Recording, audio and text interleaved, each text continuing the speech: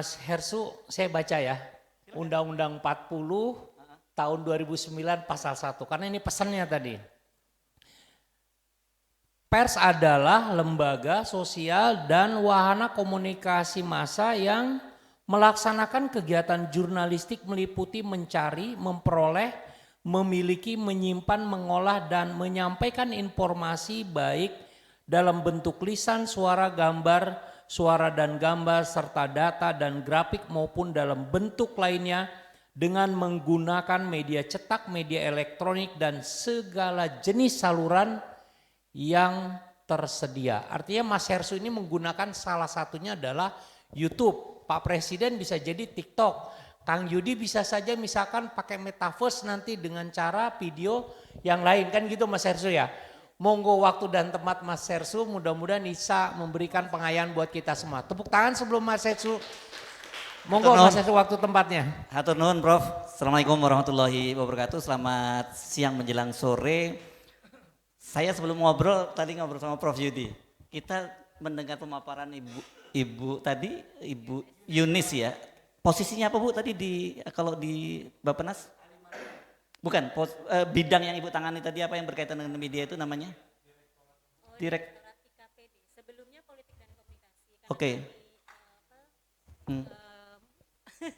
Karena kami bermetamorfosa Bapak, jadi disesuaikan dengan astacita yang ada di Pak Prabowo sehingga kami berubah nama menjadi IKPD, Ideologi Kebangsaan Politik dan Demokrasi. Dan ada kaitannya dengan media ya? Iya pasti, karena media adalah pilar keempat kan ya Pak dari demokrasi. Ini menarik karena jujur saya sudah berapa tahun ya, 40 tahun ya saya kira jadi wartawan. Tapi saya baru dengar ini kalau ada di pemerintahan direktorat tadi bisik-bisik sama Prof Yudi, kok kita baru dengar ya gitu ya.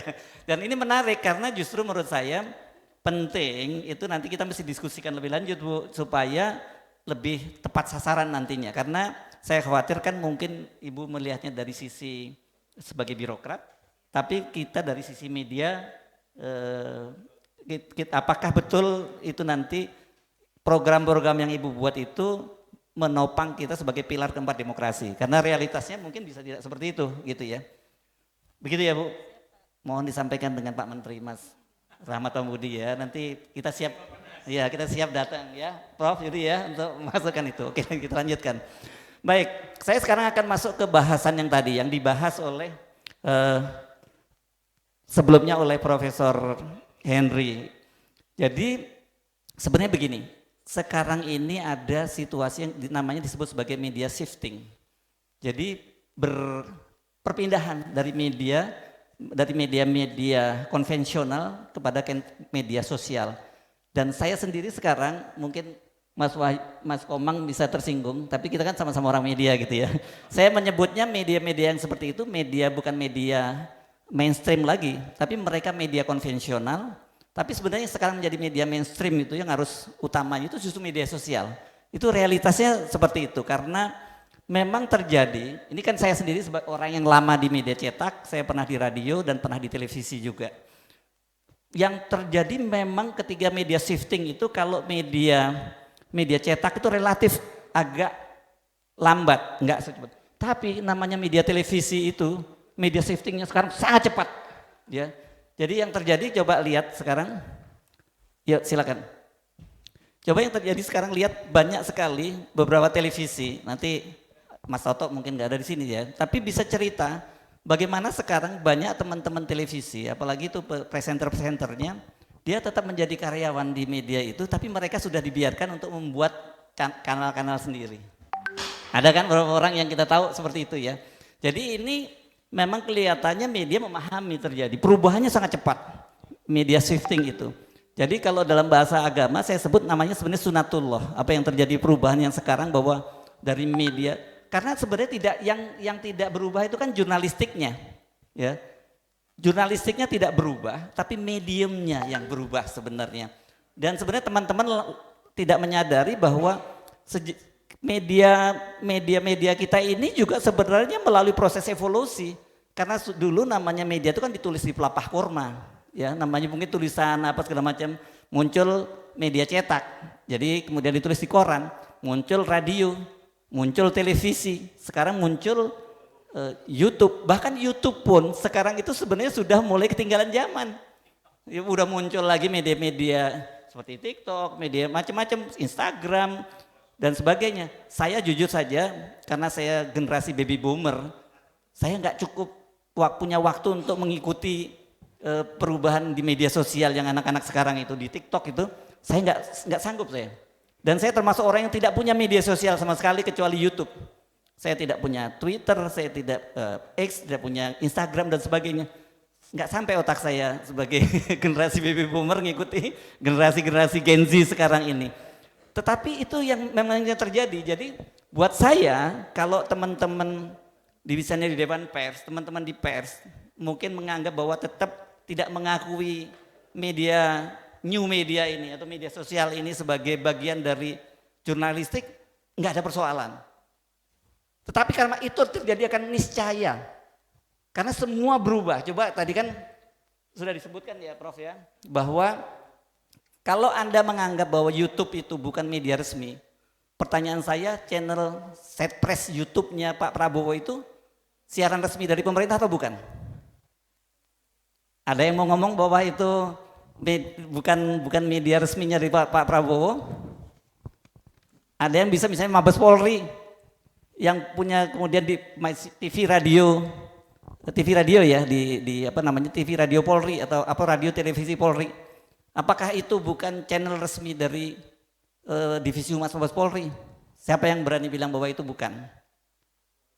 Sekarang semua berubah. Jadi kan kalau kita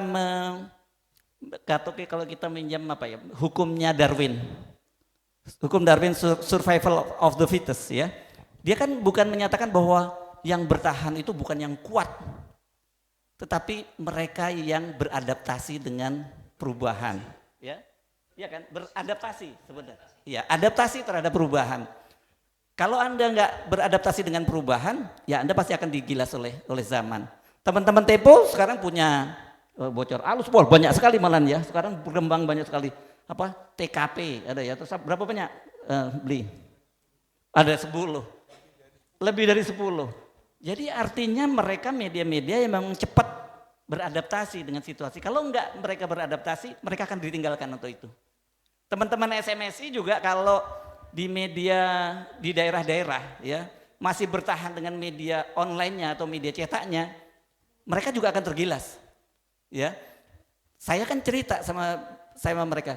Coba kalau Anda punya channel yang membuat tentang promosi tentang wisata daerah itu dan sebagainya dan bikin podcast dan sebagainya, kita nggak perlu datang ke bupati itu. Bupati itu akan datang kepada kita kalau memang subscribernya besar. Jadi kita bisa mendikte itu gitu. Dan kenapa? Karena teman-teman tidak cepat berubah. Padahal ini sebuah keniscayaan yang terjadi. Kalau dalam bahasa agamanya sunatullah, itu semua berubah.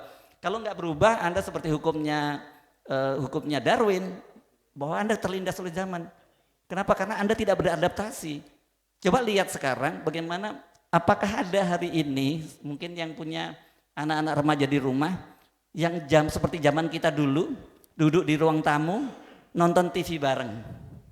Coba apakah ada sekarang yang anak? Enggak kan? Sekarang masing-masing sudah di kamar masing-masing pegang gadget. Televisi itu akan ditinggalkan, makanya saya menyatakan buat mungkin kalau di Amerika televisi masih belum bisa ditinggalkan, nggak ditinggalkan karena beda habitnya orang di Amerika dengan di kita. Kita ini kan sangat gadget minded. Coba buka data kepemilikan gadget di Indonesia, itu jumlahnya lebih dari 280 juta. Karena satu orang bisa punya lebih dari satu gadget. Cuman problemnya di kita itu sekarang namanya smartphone, tapi stupid user. Masih seperti itu kan kita ya. Punya smartphone tapi masih stupid user. Jadi masih digunakan hanya untuk nonton yang tadi TikTok apa dan sebagainya. Kan mohon maaf ini kalau TikTok itu kan sering disebut IQ di bawah 78. Banyak penggemarnya kan begitu yang menggunakannya karena TikTok itu semua hal dan sebagainya gitu. Itu enggak benar-benar enggak ada verifikasi, hanya dipotong pendek-pendek apa dan sebagainya. Dan kemudian verifikasinya bagaimana gitu. Itu pertanyaan kan yang sangat mesti kita pikirkan. Jadi buat saya tentu saya senang kalau sekarang teman-teman Dewan Pers, teman-teman pers berpikir tentang bagaimana kemudian diakomodasi pers ini ya, di media, new media ini diadaptasi. Tapi buat saya kalau mereka nggak cepat melakukan perubahan itu, bukan kita yang ditinggalkan, tapi mereka yang akan ditinggalkan. Karena eranya sudah berubah gitu ya. Kalau tadi di soal misalnya Prof. Henry ya, dalam kasus Rudy Kamri, saya mengalami, bukan hanya sekali, 2 kali saya ngalaminya. Ya, yang satu pertama saya dilaporkan waktu itu diperiksa oleh Mabes Polri ya, bersama dengan Said Didu, itu urusannya sama Pak Luhut kan gitu, diperiksa berapa jam dan sebagainya, tapi akhirnya Pak Luhut yang menarik kasusnya itu. Yang kedua dengan PDIP, ketika saya menyampaikan verifikasi sebenarnya bahwa Ibu Megawati dikabarkan sakit, saya tidak mengabarkan Ibu Megawati sakit kan gitu. Saya menyatakan bahwa ada seorang dokter yang memberikan informasi bahwa Ibu Megawati sakit, dan saya bilang sebagai wartawan, walaupun sudah ada narasumber yang memberitakan, saya harus melakukan verifikasi. Sebenarnya itu kata kuncinya itu. Makanya ketika Dewan Pers melihat itu, Her Subono bukan memberitakan hoax, memverifikasi hoax. Itu kan bedanya segitu. Saya dipanggil oleh Polda Metro Jaya. Pada waktu itu saya datang. Nah, untung ini ada Pak Ketum ini ya, yang memberikan pengamannya. Ini dia selalu menyebut saya senior, mentor, itu maksudnya bilangin bahwa lu udah tua kan, gitu kira-kira sebenarnya itu tujuannya ya. Nah, saya ketika datang ke Polda Metro Jaya, saya datang kepada penyidik, saya sampaikan begini, saya menghormati Anda sebagai penyidik karena itu saya datang. Tetapi ini kartu pers saya, ini kartu PBI saya, dan ini, oke, 2 menit lagi nggak apa-apa, untuk menjelaskan itu. Dan saya menyatakan bahwa ini ada MOU kerjasama antara Dewan Pers dengan Polri, dengan Kapolri, bahwa kalau ada sengketa jurnalistik Anda mestinya minta fatwa dulu ke Dewan Pers, bukan Anda langsung mempidanakan kita kan gitu. Dan penyidiknya itu memang waktu itu anak itu dia wamil ya, sarjana hukum. Dia bilang, baik Pak, kalau gitu kami akan menyurati Dewan Pers. Nah, nanti kami kabarkan perkembangannya. Setelah itu tidak ada kelanjutan lagi karena memang Dewan Pers sudah memberikan fakta bahwa saya tidak menyebarkan hoax. Saya memverifikasi berita hoax. Nah, ini pentingnya memang membedakan antara teman-teman di channel YouTube yang bekas wartawan dengan yang bukan wartawan. Ini yang memang mesti dipikirkan ini Prof, ya kan? Kalau kami sebagai wartawan tuh ketat dengan verifikasi. Ya, setiap kali mendapat berita kita mesti verifikasi, kemudian melakukan cross check dan sebagainya. Dan ada kan cara kita bisa menyebutkan bahwa menurut narasumber yang tidak bisa disebutkan namanya, bisa seperti itu kan, ada cara-cara seperti itu. Tapi kalau yang teman-teman YouTuber yang dia tidak punya latar belakang pers, dia bisa tabrak aja gitu. Tapi apakah kemudian kita biarkan? Enggak juga. Menurut saya itu jadi tugas dari Dewan Pers untuk mulai memikirkan bagaimana mengedukasi mereka juga gitu. Selain mengedukasi, melindungi. Saya waktu sebelum Profesor Azumadi Azra wafat, Ketua Dewan Pers yang lama, saya bertemu dengan Ketua juga waktu itu berkaitan dengan SMSI, soal verifikasi. Verifikasi itu kan media SMSI aja berapa ribu, kita punya berapa sekarang? 3.200. Sementara Dewan Pers nggak punya tim verifikasi untuk melakukan itu waktu. Nah, kalau terjadi apa-apa pada teman-teman itu, apa yang akan dilakukan gitu kan? Waktu itu kita usulkan pada Prof. Azumadi, gimana kalau kita buat gelondongan saja SMSI gitu ya, jadi di verifikasi melalui pengurus pusatnya. Beliau setuju dan pada waktu itu, tapi sebelum itu jalan beliau wafat. Tapi saya kira nanti orang seperti Prof. Komarudin Hidayat juga paham hal yang semacam itu, beliau juga bisa melakukan semacam itu. Jadi untuk teman-teman mesti ada verifikasi, tapi untuk teman-teman yang tidak punya background jurnalistik dan dia masuk itu, saya kira punya kewajiban dari Dewan Pers untuk mendidik mereka, mengedukasi mereka juga, jangan main hantem kromo saja dalam beritanya gitu. Yang menarik dalam kasus saya pada waktu itu, kan sebelumnya Wakil Ketua Dewan Pers Henry Bangun, ketika ditanya ada kasusnya Deddy Corbuzier dengan Ibu Siti siapa nama? Siti Fadila Supari.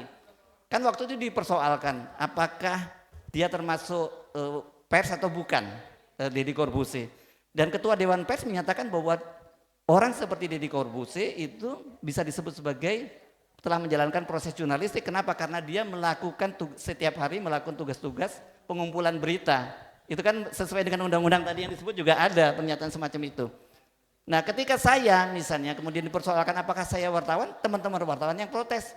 Bagaimana mungkin seorang Deddy Corbuzier yang dia tidak pernah mendeklar sebagai seorang wartawan, Hersu Beno yang sudah 40 tahun jadi wartawan, tidak diakui sebagai wartawan. Itu kan jadi soal, buat teman-teman yang jadi wartawan itu kita punya proteksi sebenarnya yang sudah sepakati antara Dewan Pers dengan polisi. Saya kira-kira itu aja. Baik. Ya Prof, makasih. Assalamualaikum Terima kasih, warahmatullahi tepuk wabarakatuh. tangan buat Mas Hersu.